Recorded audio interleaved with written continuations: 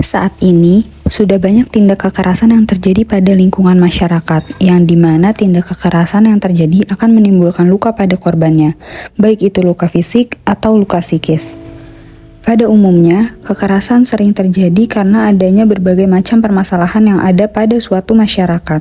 Kemudian, masalah-masalah tersebut sangat sulit untuk diselesaikan. Dikutip dari buku M. Rahmat yang berjudul Ensiklopedia Konflik Sosial, dalam bahasa Latin, kekerasan ini sering disebut dengan violentia, yang berarti kebengisan, keganasan, aniaya, dan kegarangan. Kekerasan itu sendiri bisa dibilang sebagai perilaku yang disengaja atau tidak disengaja dengan tujuan untuk melukai orang lain. Oleh sebab itu, kekerasan merupakan salah satu tindakan yang sangat melanggar hak asasi manusia. Hal ini dikarenakan tindak kekerasan tidak pernah mencerminkan norma-norma serta nilai-nilai yang mencerminkan hak asasi manusia. Oleh karena itu, pelaku tindak kekerasan harus segera diberi hukuman agar mendapatkan efek jera.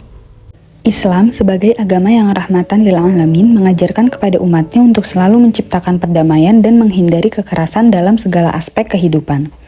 Anti kekerasan diajarkan dan disampaikan dalam Al-Quran surat Al-A'raf ayat 33, yang berarti, katakanlah, Tuhanku hanya mengharamkan perbuatan yang keji, baik yang nampak ataupun yang tersembunyi, dan perbuatan dosa, melanggar hak manusia tanpa alasan yang benar atau menganiaya.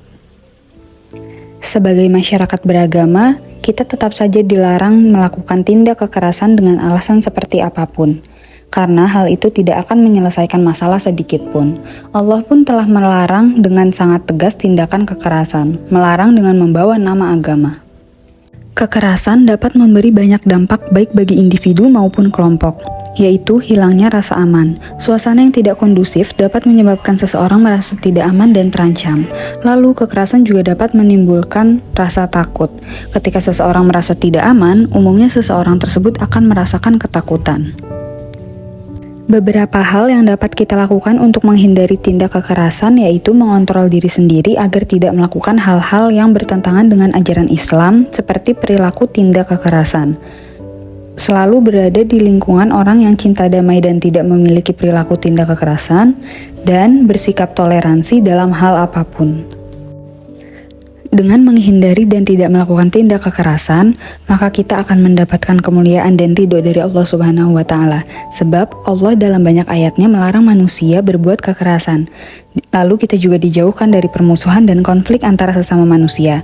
Hati menjadi lebih tenang dan hidup menjadi lebih tentram sebab tidak memiliki banyak musuh.